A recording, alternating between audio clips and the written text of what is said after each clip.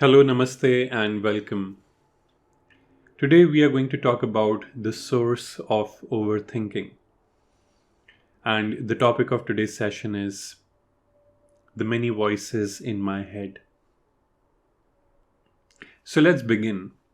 First, we need to understand that what overthinking is, how it happens, what to do with it. Now, as per the latest research, we get about 6,000 thoughts in a day. That's what the latest research says. And just imagine the amount of thinking we do. That means that almost every 10 seconds we have one thought. Just imagine how many thoughts we have in a day. I believe that that's increasing day by day because we are currently living in the information age and there is so much to think about. And this can become very problematic. And I'm sure that you are here in this video because you know that this is a big problem today. Overthinking. These so many voices in my head. Sometimes I would burn out. The brain consumes a lot of energy and I feel burned out. I feel drained. And it's as if I just can't stop these voices in my head. And it affects me. It causes me stress. It causes me anxiety. So what to do about it? Now, someone might tell you that stop these thoughts or don't think. But this is not what I feel. What I feel is that we cannot really stop the thoughts. Especially, in the beginning, we just can't stop the thoughts. Maybe, someone like a Buddha who is enlightened, they do not have thoughts in their mind. But we human beings, we are bound to think. So it's not about stopping the thoughts. Because when we try to stop the thought, we are kind of like fighting with the thought. It's like a battle. We're trying to force it. We are trying to suppress it. This will lead to, in fact, more thoughts if I try to stop them. You can try it by yourself. If you try to stop your thoughts, it just doesn't work. So then what to do? Do I think positive thoughts instead of negative thoughts? Do I try to change those thoughts? I believe that that also doesn't work because the more I'm trying to change my thoughts, again, I'm like kind of having a battle in my head. I'm trying to change those negative thoughts to positive ones, but still I'm thinking. Even if I'm thinking positive thoughts, still I'm thinking, right? My brain is still consuming energy. I'm still having all those voices in my head. So the whole idea is to get to a place of peace. Now, how to do that? So we don't try to stop it. We don't try to change it. What we do is we observe these thoughts. Now the question is how to observe these thoughts. There are various ways in which you can do that. Some of the ways that I like doing, I follow in observing my thoughts is I would see these thoughts as bubbles. I would visualize them as bubbles, like soap bubbles floating in front of me. Now, when I watch these thoughts as bubbles, I know that these bubbles are temporary. They will pop at some point of time. They will float and they will go away. And that's what I realize about thoughts, that thoughts are not permanent. They are impermanent. They come and they go. And if we just be a witness to these thoughts as they come and they go, as these bubbles rise and they go away, we are just witnessing them. You are the one who is observing the thoughts. You are not the thought itself. You are not the thoughts, but you are the one who is observing whatever that is. Your consciousness, your spirit, your soul is beyond the thoughts that is observing the thoughts. So this is one way. Another way to do is if I, sometimes I would also see those thoughts on a screen in front of me as if they are playing out on a screen.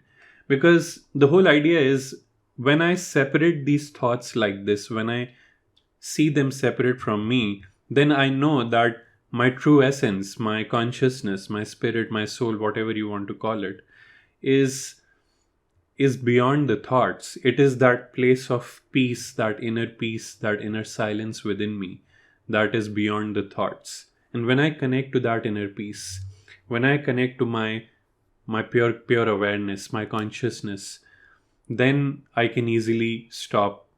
I can easily, go beyond these thoughts. I can easily reduce the intensity of these thoughts.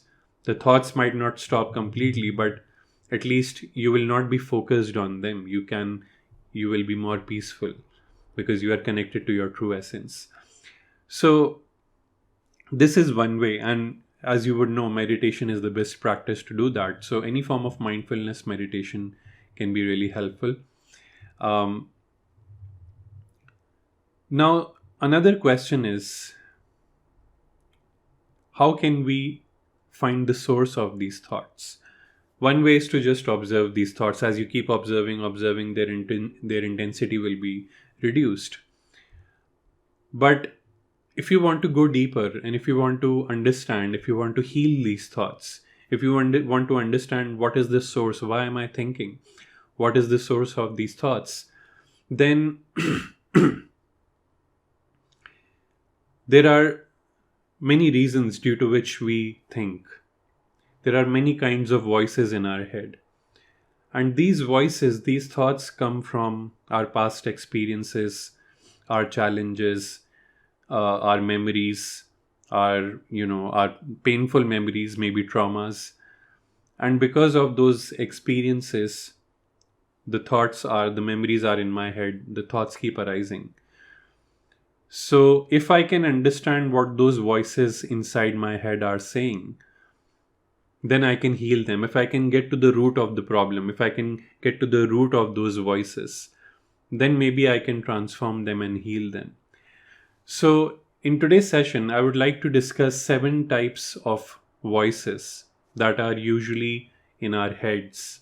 Although there are many types of voices, but I feel that these 7 types of voices are the major voices that, especially in the modern age today, we have these kinds of voices in our head. If we can understand what these voices are, what these thoughts are, then I believe that we can transform them, and we can reduce, even if we can't stop thinking, we can at least reduce the intensity of our thinking. The first type of voice in my head is something I call the fearmonger. Fearmonger. Now, why do I call it fearmonger? Because it is that voice in my head that makes me fearful, that makes me afraid. Because if I am subscribed to fear, if I am listening to people who cause fear inside me, if I'm listening to media that is causing fear inside me, then I will constantly have this voice in my head. It will keep me scared all the time. Now, one thing with news media is that most of news media is fear based. You would see, right? When you switch on the television, you mostly, or when you read the newspaper, what you see mostly is fear based news, which means that the news mostly shows what is wrong with the world. Where is the crime happening?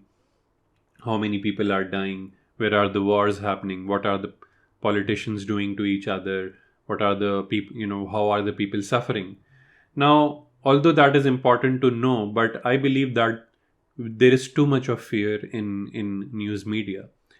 99% of the times you would see that there is just negative news. The question is why? That's because what these news channels have understood is that if we are fearful, we will be hooked to the television. We will be hooked to media. We will want to see the news again and again, right? For example, if there is a crime that happened in your area, you would want to know about that, right? So that you can protect yourself. So the question then is, whatever news that I'm watching, is it really relevant to me? Or am I unnecessarily watching news which might not even be relevant to me? Some news are important. Yes, we need to be careful, we need to protect ourselves. But most of the news that I keep watching, if I'm watching what is the violence happening in another country, how what is wrong with the world out there, if I'm mostly tuned to that, then what will happen is that the world will seem to be a dark place to me. It will seem as if we are living in hell. But that's not the reality, because there are also a lot of wonderful things happening in the world. If you go out, and if you see, there is a lot of beauty in the world. If you meet people, there is a lot of love amongst people. Yes, there are people who have hatred. all they we have all kinds of people, but there are also people who are very loving. We have such beautiful nature. We have the oceans, we have the mountains, we have flowers. We have such beauty in nature. So this world is not necessarily only a dark place the way it is shown in news. It is a balance. It is both. But what do we choose? Do we choose to focus on the dark part, or do we choose to focus on that part which is more happy and loving? So the fear monger is because we are tuned into fear. We are tuned into these news channels, and we talk about what is wrong all the time. We people around us, if we are talking to people who are always talking about negative stuff, then obviously then there will be a lot of fear in my head, and that fear will speak to me, and it will keep me very stressed. As you would know that our sympathetic nervous system is triggered by fear, which is our fight, flight, or freeze response. So if I'm always having those fearful thoughts, imagine how many times my sympathetic nervous system will be triggered, and it creates stress in the body. It creates the stress hormone cortisol, which if is released for longer durations, it causes diseases in our body. So do I want to release fear-based, stress-based hormones like cortisol, or do I want to release happy hormones in my body, something like oxytocin, endorphins? So then what can I do is I can avoid being tuned into fear. I can reduce my consumption of fear-based news media. I can talk about positive stuff. I can focus on the beauty in the world. I can be around people and talk to those people who are uplifting and positive, versus who are just talking about negative, dark, and fearful stuff. That's how we kind of reduce this intensity of this fear monger inside our heads. The second voice in my head is something I call the should'er. Should'er. Now, what is the should'er? Should'er is that voice in my head which tells me that I should do things, that somehow I am responsible for certain things, that I should do this, I should do that. One of my friends, his name is Charles Freely, he said something wonderful. He said that whenever I find myself saying this to myself, that you should do this, you should do that, I tell myself, stop shoulding on yourself. Stop shoulding on yourself. So I say this to myself now, stop shoulding on yourself. There is no should. And this voice comes from, usually from our parents, because maybe our parents, it's like that inner parent inside my head that tells me that you should do this, or you shouldn't do that, or you should do this. Or maybe it comes from the religious preacher. For example, I was always told that, you should talk to your relatives, you should meet your relatives and do this and do that. Now, although some of my relatives are not wonderful in that sense, they are not very loving, but still when something happens, maybe it's a festival or something, this voice inside my head starts telling me you should call up that relative, or you should meet that relative. But there is no should. There is no responsibility. All these responsibilities are just perceived responsibilities. You have the right to live your life the way you want to. There is no shoulding. So this is the voice of the shoulder. And once we realize this, once we realize that you don't have any responsibility as such, Each one of us have our own responsibility. The only responsibility is that I have is my responsibility. If I have come to this planet, the only responsibility I have is my own responsibility. Yes, I can help others, but there is no should in that. There is no responsibility in that. You are doing that out of your love and compassion, but it's not that you are bound to do that. There is a beautiful quote by Ramana Maharshi, and he said that your own self realization is the greatest gift you can give to the world. Your own self realization is the greatest gift you can give to the world. And I totally agree with that. It's just, if we can just love ourselves and awaken ourselves and work on ourselves, automatically others will benefit from it. There is no shoulding here. So that was the voice of the shouldder. The third one is the inner critic. You might have heard about this term, inner critic. Inner critic. So what is the inner critic? Inner critic is, as the name suggests, it is that critic inside me that criticizes me for everything, that blames me, that shames me, that causes that guilt, regret, that puts me down every time. It tells me that you are so pathetic. Why did you do that? You are not a good person. Or you are not worthy enough. Or you are not important. You are not lovable. You should not exist. All these voices come from this inner critic. All this self-loathing, self-judgment, lack of self-acceptance, lack of self-worth, all this comes from this inner critic. Again, we have to understand what is the source of this inner critic. Why do I blame myself, shame myself, judge myself? And a lot of times we'll find that, again, the source of this inner critic also comes from our childhood. So if I had a parent, or if I had a guardian or a teacher who used to criticize me a lot, who used to say that you are pathetic, you are not a good person, or you are not, you are dumb, or whatever it is, then most probably because of all that past challenges and that past trauma, I will still have this inner critic inside me. Many of us, we carry that from our childhood. And again, that inner critic is like an inner parent who blames, shames, criticizes. Or maybe it is the religious preacher who says that you are an evil person, or you are a born sinner, whatever it is. So how do I heal this inner critic? For this, I believe that inner child healing is very important. Inner child healing. We go to our childhood self, we go to our child self, our inner child, and we, this inner child of ours, the childhood version of ours that was criticized a lot by others, we go to it and we do the opposite of criticism. We encourage it, we give it love, we motivate it, we say words of love, we tell it that you are important, you are worthy. Inner child healing is the solution to heal this inner critic. The fourth voice is something I call the dystopian. The dystopian. So what is the dystopian? Dystopia means a dark future.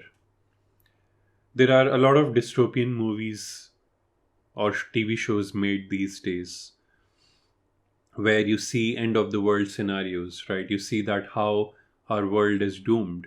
Maybe our world will get destroyed due to, a pandemic, or due to nuclear wars, or due to artificial intelligence taking over humanity, whatever it is. So this dystopian is that voice inside my head that keeps thinking about end of the world scenarios or a dark future, in which we keep imagining how this world can end, or in which we keep imagining that how this world will be a hell in the coming future. Now again, it is important to understand where is this voice coming from. It is coming from mostly these movies or these TV shows that we are watching these days, which show a lot of such content. I don't understand why mostly our content is focused, the content in these shows and movies is focused around creating a dystopia, is focused around how this world can become dark. And there is the content of creating the opposite of it, which is utopia. Utopia means a wonderful, society, a beautiful future for ourselves. So rather than showing how we can create a utopia, these TV shows and movies mostly show how we can create a dystopia. And if we are focused on that, we will again live in a lot of fear. We will live in a dystopian mindset. We will just keep imagining and visualizing those end of the world scenarios, how this world might end or how this world might become a hell. And what will that do to us? What does that do? Again, it causes fear inside us. Again, it causes that stress, anxiety. It triggers my nervous system because I'm afraid now that something might happen to the world. So can I then focus on more positive content? That's the solution. Rather than watching all these dystopian TV shows and movies, can I focus on that content which shows that how we will create a beautiful world, a wonderful world? Can I focus on those possibilities, that how this world can be made a wonderful place, how this world can be made a place of love, unity, joy, happiness? So that's something which you can do. You can visualize that because, Buddha said that you become whatever you think about. And if we keep thinking about dystopia, we will manifest that. But if we really want to manifest a utopian future where, we are creating a better world, we will have to think about that rather than thinking about dystopian stuff. So can I then tune out of this negative content and tune into that content, or maybe visualize that wonderful future in which we will create a better humanity? The fifth one is the depressed guy. That's the fifth voice. The depressed guy. Now, what is the depressed guy? The depressed guy is a voice inside my head that doesn't have hope, that is hopeless, that feels that my world has come to an end, that my life is boring, that my life is doomed, or my life cannot improve. This is what the depressed guy is. It will keep telling me, this is this voice inside my head, it will keep telling me how hopeless my life is. But is that really true? One way to overcome this depressed guy who is hopeless is, can I ask this voice, is that really true, whatever you are saying? Is it really impossible for me to create a better life for myself? Because a lot of people feel hopeless and that's why they are depressed, as if they don't have control. This is when we have a victim mindset, where we think that I don't have any control and this is how my life is. I cannot do anything about it. And I am just affected by external forces. That's because, my partner is not loving and that's why my life is hopeless. Or my government is not doing something, that's why my life is hopeless. Can you sense the victimhood in these statements? Can you sense how I have given up my control to others? But the solution to that is to take back that control and to tell yourself that I am the creator. I am the creator of my own life. And in this very moment, I can change my life. Every moment is a new moment. Every moment is a new opportunity to create something new. So even if your life, you are going through challenges, you have hit that rock bottom, you are suffering, it will change. Life has all different seasons. There is not only winter, there is summer also. There is spring also. So we don't have to think that my life has come to an end, or there's no hope. We can tell ourselves that everything is impermanent. These seasons will change. Joy will also arise in my life. In fact, joy is an internal thing. You can choose to have that joy even if your outer situations are not that wonderful. But your outer situations will also change at some point of time, because everything is impermanent.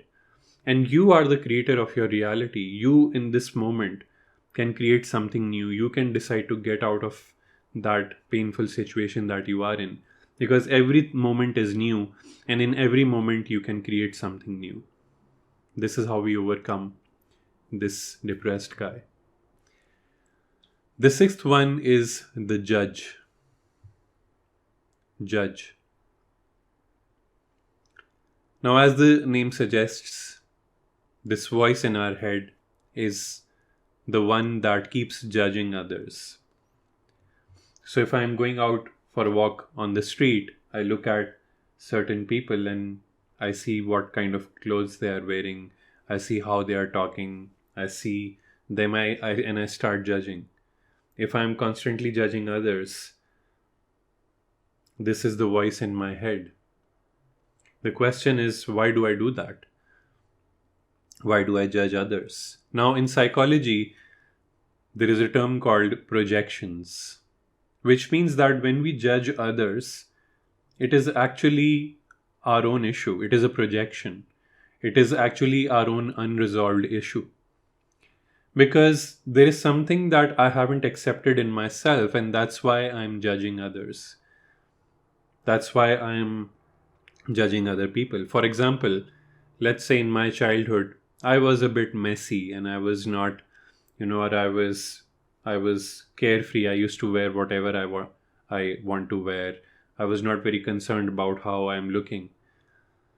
Now, if my parents told me that this is wrong and they scolded me for this, then most probably today I will find myself, judging others, because I judged myself for doing that, for being messy. And whenever I see someone else messy or being carefree about their clothes and how they look, then I judge them, right? So this judgment is coming from my own issue. It is coming from my own lack of acceptance of that messiness inside me, which I do not accept, because I was judged by my parents in my childhood, and hence I'm now judging the other person. So these judgments are projections. And once we again understand the root of these judgments, where they are coming from, when I judge someone, I can tell myself, this is just a projection. Why am I judging? Where is this coming from? How was I judged, maybe?